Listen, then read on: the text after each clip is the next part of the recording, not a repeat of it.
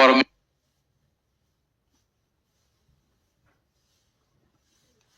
এই দেখো তো আমার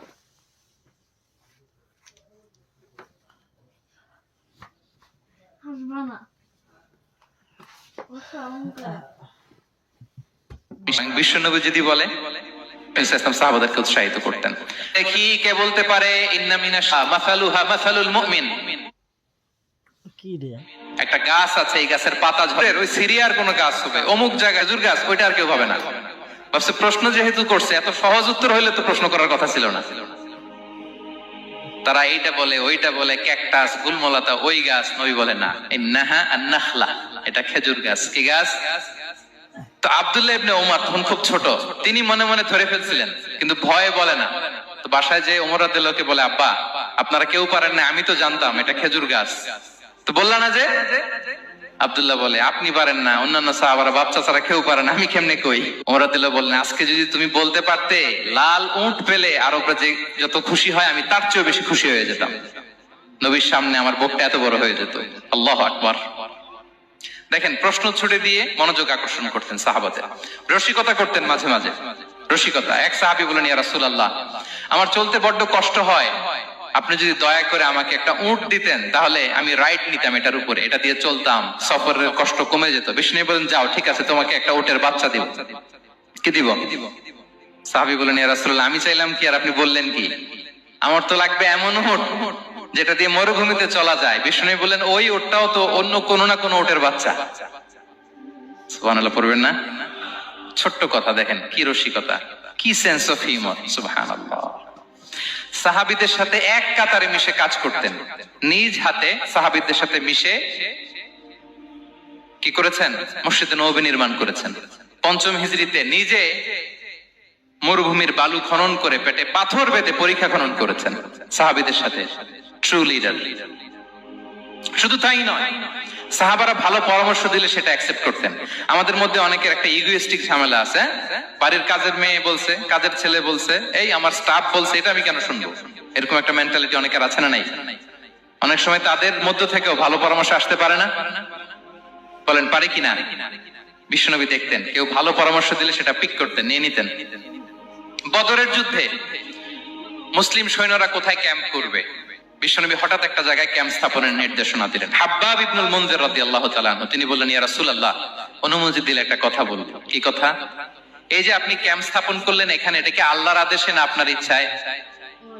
নবী বললেন, আমার ইচ্ছা, এটা আল্লাহর আদেশ নয়। তাহলে ঠিক হয় নাই, লোকেশন সিলেকশন ঠিক হয় নাই।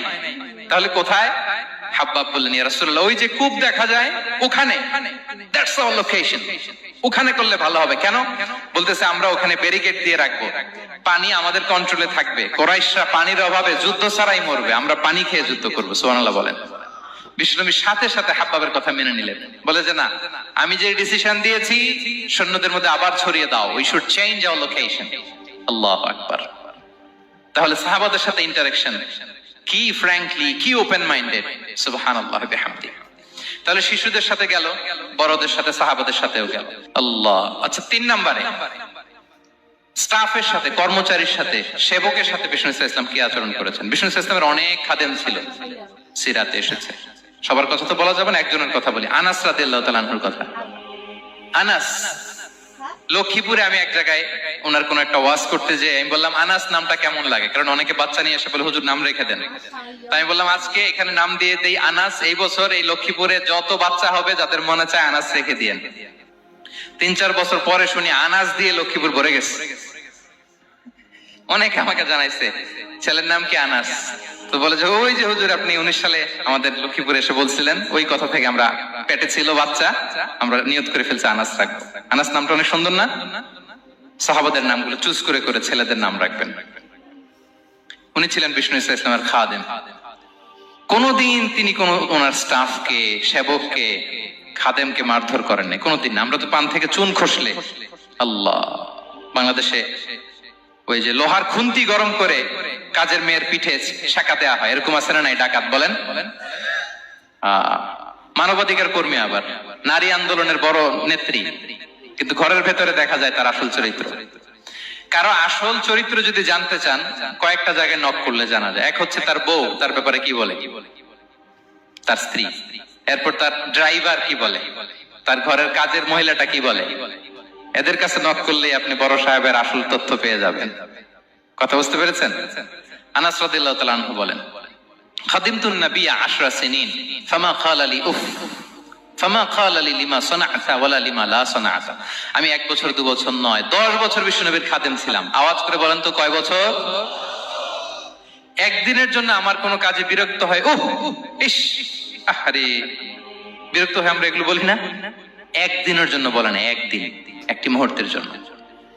এই 10 বছরে একটিবারও পেয়ারা নবীজি বলেন নাই, আনাস এটা কেন করলে? একবারের জন্য বলে নাই, আনাস এটা করলে না কেন? একবারের জন্য তিনি বলেন। আনাস রাদিয়াল্লাহু তাআলা আনহু বলেন, একদিন একটা কাজে সম্ভবত জুব্বা আনতে আমাকে বিষ্ণু পাঠিয়েছিলেন। আমি ছোট মানুষ, জুব্বা আনতে যে ভুলে আমি মদিনার বাচ্চাদের খেলা দেখতে আরম্ভ করলাম। বাচ্চারা রাস্তায় খেলাধুলা করে না? বিশ্বনবী যেটা আনতে পাঠিয়েছে ওইটা না এনে ভুলে, ছোট মানুষ তো, সেও দাঁড়িয়ে দাঁড়িয়ে মদিনার ছেলে মেয়েদের খেলা দেখতেছে। এখন সময়ের পর সময় যায়, ঘন্টার পর ঘন্টা যায়, আনাস তো আর আসে না জুব্বা নিয়ে। বিষ্ণুনবী ভাবলেন, হায় রে, আনাস মনে ভুলে গেছে, যাই নিজের কাজ নিজেই করে নিয়ে আসি। বিষ্ণুনবী বেরোলেন, বেরোই দেখে ওই তো আনাস, আমার আনাস বাচ্চাদের সাথে খেলা দেখতেছে। আমরা হইলে কি করতাম? আমরা হইলে কি? মাইর, ওই যে ডাইরেক্ট মাইর। আল্লাহ, আজকে তোর একদিন কি আমার একদিন না? বিষ্ণুনবী গেলেন, তিনিও বাচ্চাদের সাথে খেলা দেখতে শুরু করলেন, কিছুই বললেন না, শুধু আলতো হাতে আনাসের পিঠে হাত রাখলেন, ঘাড়ে আলতো হাতে। বিষ্ণুনবীর হাতটা রেশমের চেয়েও সফট ছিল। হাত রাখলেন, হাত রাখাতে আনাস রাদিয়াল্লাহু তাআলা আনহু ফানাযারতু ইলাই, তিনি বললেন আমি পিছনের দিকে তাকালাম, বিষ্ণুনবীর দিকে আমি তাকালাম। হঠাৎ করে দেখলাম যে বিষ্ণুনবী। তাকানোর পর পর আমি ভয় পেয়ে গেলাম, কিন্তু বিষ্ণু সাল্লাল্লাহু আলাইহি ওয়াসাল্লাম ধমকও দেয় নাই, কিরে আনাস তুই এখানে, এটাও বলে নাই। তাকালাম, ওয়া হুয়া ইয়াদহাক, তিনি একটা মুচকি হাসি দিলেন। বললেন, আনাস তোমাকে না কাজে পাঠিয়েছিলাম, এখানে কেন? আনাস বলে, ইয়া রাসূলুল্লাহ ক্ষমা করে দেন, আমি যাচ্ছি। আনাস বলে, বিশ্বনবীর সেদিনের মুচকি হাসির শাসন মরার আগের দিন পর্যন্ত আমার এই সোজা রাস্তায় রেখেছে। ভাইরা আমার, শাসন করতে জানলে পিট্টি দেয়া লাগে না, ধমক দেয়া লাগে না, মার দেয়া লাগে না। শাসন করতে জানলে একটা মুচকি হাসি দিয়ে শাসন করা যায়। এবার জানবো স্ত্রীর সাথে আচরণ। স্ত্রী, যার সাথে আমার সম্পর্ক খুবই গভীর, খুবই মজবুত, তার সাথে কেমন আচরণ ছিল? সিরাতে অনেক কথা এসেছে, আমাদের সময় নেই, সংক্ষেপে বলি। স্ত্রীদের তিনি আগে সালাম দিতেন, মসজিদ থেকে ঘরে পৌঁছে দিতেন, ঘরের কাজে সহযোগিতা করতেন, ওঠে ওঠার সময় হেল্প করতেন, মাঝে মাঝে স্ত্রীদের পরামর্শও নিতেন। আপনারা এগুলো করেন তো? করেন? এই যে আওয়াজ নাই, পেছনে কিন্তু ভাবিরা বসে আছে সবাই। উল্টা পাল্টা বললে এখানে উইটনেস আছে, খবর আছে আজকে। এগুলো করেন? করেন? হ্যাঁ, করতে হবে, করতে হবে। বিষ্ণু সাল্লাল্লাহু আলাইহি ওয়াসাল্লাম নিজ হাতে ঘরে উটের দুধ দহন করতেন, রুটি সেকা দিতেন, কাপড় সেলাই করতেন, এই কাজগুলো করতেন। এবং আম্মা জান আয়েশা রাদিয়াল্লাহু তাআলা আনহাকে এত ভালোবাসতেন, তিনি বলেন, আমি গোশত খেয়ে ওইটার হাড্ডিটা রেখে দিলে বিশ্বনবী আমার খাওয়া হাড্ডিটা নিয়ে আবার চুষতে শুরু করতেন। আমি গ্লাসের যেখান দিয়ে পানি খেতাম, পেয়ালার খুঁজে খুঁজে বিশ্বনবী ওই জায়গায় ঠোঁট লাগিয়ে পানি খেতেন। মাইমুনা রাদিয়াল্লাহু তাআলা আনহা বলেন যে আমি আর বিশ্বনবী এক বালতি থেকে মগ দিয়ে পানি নিয়ে দুজনে গোসল করেছি। আল্লাহু আকবার, কি চমৎকার আচরণ। এবং স্ত্রীদের নিয়ে তিনি সফর করতে বেরোতেন। একবার রাত্রিবেলা বিষ্ণু সাল্লাল্লাহু আলাইহি ওয়াসাল্লাম এবং আম্মা জান আয়েশা রাদিয়াল্লাহু তাআলা আনহা, বিষ্ণু বলেন চলো তো আমরা একটু দৌড় দেই, এক্সারসাইজ হয়ে যাবে। দুইজনে দৌড় দিলেন। তখন আম্মা জান আয়েশা রাদিয়াল্লাহু তাআলা আনহা একটু স্লিম ছিলেন, তো দৌড়ে বিশ্বনবী পিছে পড়ে গেলেন, আম্মা জান আয়েশা ফার্স্ট হয়ে গেলেন, আগে চলে গেলেন। বড্ড খুশি, উনি বিশ্বনবীকে হারিয়েছেন। আবার অনেক বছর পরে, তখন সময়ের ব্যবধানে আম্মা জান আয়েশা একটু হেলদি হয়ে গিয়েছেন, আগের মতো আর চিকন নেই। আবার বিশ্বনবী কোনো এক রাতে বললেন, আয়েশা চলো আজকেও একটু এক্সারসাইজ করি, দৌড় দেই। দুজন মিলে দৌড় দিলেন। আজকে বিশ্বনবী আর আম্মা জান আয়েশাকে চান্স দেন নাই, তিনি জোরে দৌড়ে আম্মা জান আয়েশাকে রানার আপ করে দিলেন, উনি ফার্স্ট হয়ে গেলেন। এরপর কি বললেন জানেন? সুনানে আবু দাউদের হাদিস, তিনি বললেন, ইয়া আয়েশা হাদিহি বিতিলকা সাবকা। দেখেন বিশ্বনবী মনে রাখছেন, নোটে রাখছেন। বিষ্ণু বললেন, আয়েশা ওই যে এত বছর আগে কোন এক রাতে মরুভূমিতে দৌড়ে আমাকে হারাইছিলা, আজকে ওইটার বদলা নিয়ে নিলাম। তিলকা সাবকা, ওইটার বিনিময়ে এটা। ওই দিন তুমি জিতছিলে, আজকে তোমার উপর আমি জিতে গেলাম। কি হৃদ্যতা ছিল, কি সম্পর্ক ছিল স্ত্রীর সাথে। তাই বলে মনে করবেন না যে কোনো মনোমালিন্য হতো না, হতো। মানবিক যে ব্যাপারগুলো, মাঝে মাঝে একটু ছোটখাটো মিষ্টি ঝগড়া, একটু মনোমালিন্য, এটাও হতো। এবং বিশ্বনবী এটাও টের পেতেন। তিনি বলতেন, আয়েশা, ইন্নী লা আ'লামু ইযা কুনতি আলাইয়া গাদবা ওয়া ইযা কুনতি আলাইয়া রাদিয়া। আয়েশা, কখন তুমি আমার উপর রেগে থাকো আর কখন খুশি থাকো, সবটাই কিন্তু আমি টের পাই। মজা নাই সব।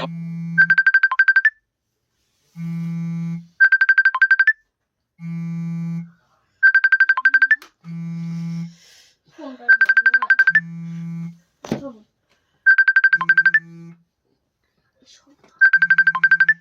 কি করে টের পান? হ্যাঁ। বিষ্ণু বলেন, যখন তুমি আমার উপর খুশি থাকো তখন দোয়ার সময় বলো লা ওয়া রাব্বি মুহাম্মদ। তুমি বলো, হে মুহাম্মদের রব আল্লাহ, মদিনার উপর রহম করেন, আমাদেরকে ক্ষমা করেন। হে মুহাম্মদের রব, আমাদের ক্ষমা করেন। এইভাবে দোয়া করো। আর যখন তুমি রেগে থাকো তখন আমার নামটা মুখ দিয়ে নিতে চাও না, তখন তুমি দোয়াতে বলো লা ওয়া রাব্বি ইব্রাহিম, হে ইব্রাহিমের আল্লাহ, হে ইব্রাহিম নবীর খোদা, আমাদের মাফ করো। তখন তুমি আমার নাম নাও না, কৌশলে আমার নামটা বাদ দাও। আমাদের আয়েশা বলেন, ইয়া রাসূলুল্লাহ মা আহজুরু ইল্লা ইসমাক। নবী হে, আমি তো আপনার নামটাই শুধু মুখ থেকে বাদ দেই, আমার হৃদয় থেকে তো কখনো আপনারে বাদ দিতে পারি না। এটা ঠিক, তখন রেগে থাকি, আপনার নামটা মুখে নেই না, কিন্তু হৃদয় থেকে তো আপনাকে সরাতে পারি না। সুবহানাল্লাহ। এই ছিল বিষ্ণুর সাথে স্ত্রীদের সম্পর্ক। প্রিয়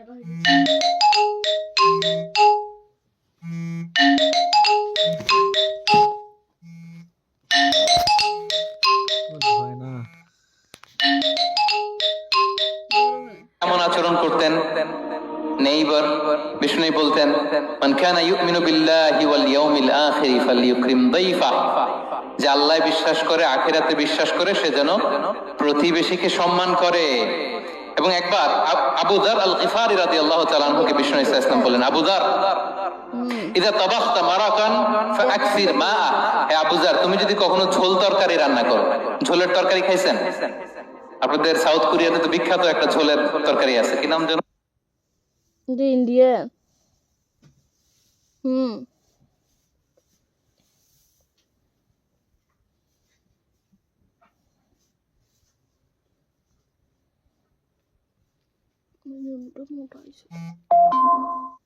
কি খেলাম শুনলে খুব ধরতে পারছি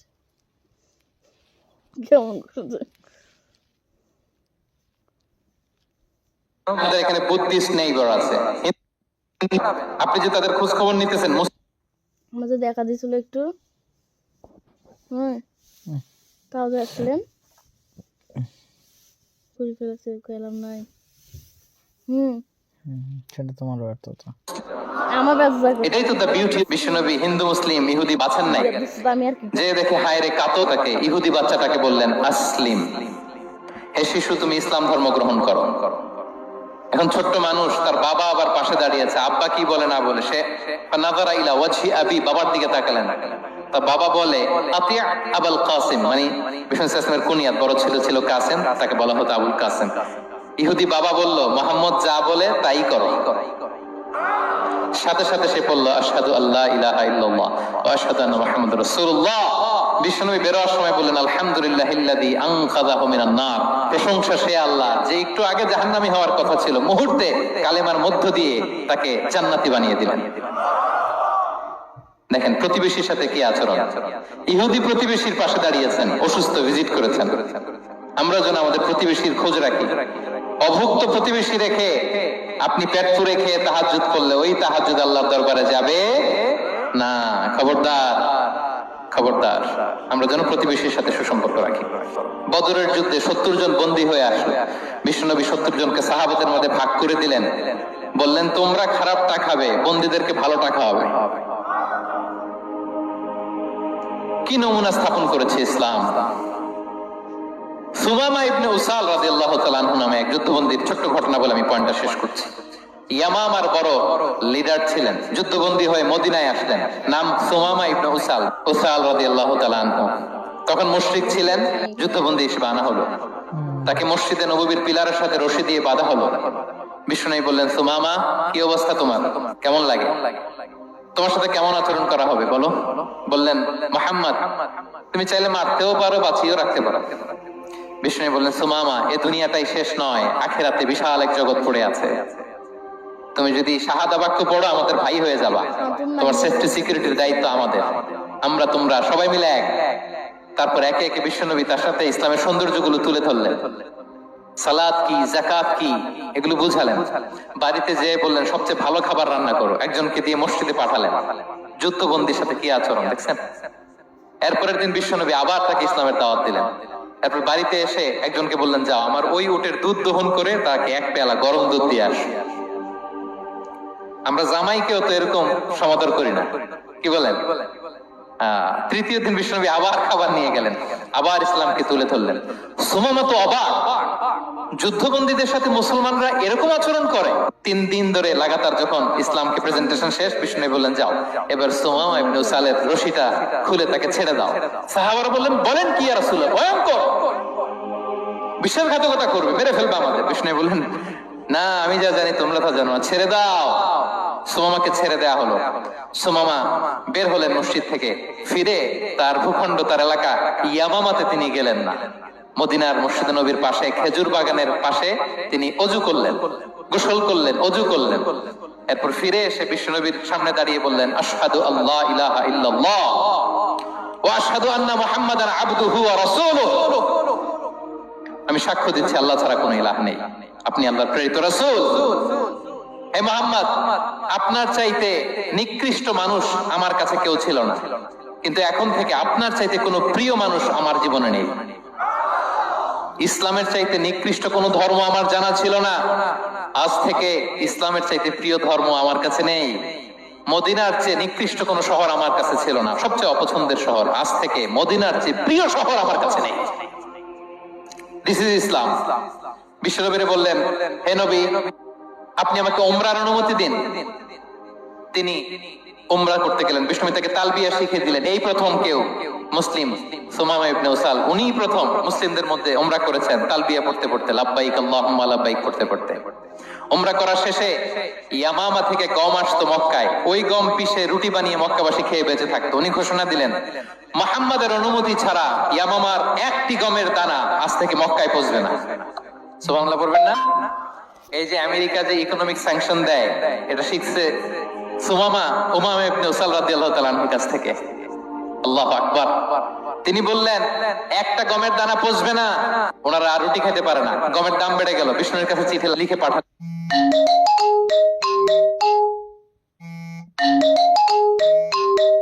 আমরা না খেয়ে মরবো। পরে বিশ্বনবীর হস্তক্ষেপের মধ্য দিয়ে আবার ইয়ামামা থেকে গম আসা শুরু হয়েছে। সুবহানাল্লাহ পড়ে। প্রিয় ভাইরা, তাহলে বন্দীদের সাথে, যুদ্ধবন্দীদের সাথে বিশ্বনবীর আচরণ কেমন ছিল টের পেয়েছেন? ভিক্ষুকের সাথে কি আচরণ? বিশ্বনবী কখনো না বলতে পারতেন না। কেউ হাত পাতলে কি বলতে পারতেন না? পারতেন না। এক ভিক্ষুক এসে বলে, এই মুহাম্মদ দাও, তোমার কাছে কি আছে দাও। নবী তখন চাদর পরা ছিলেন।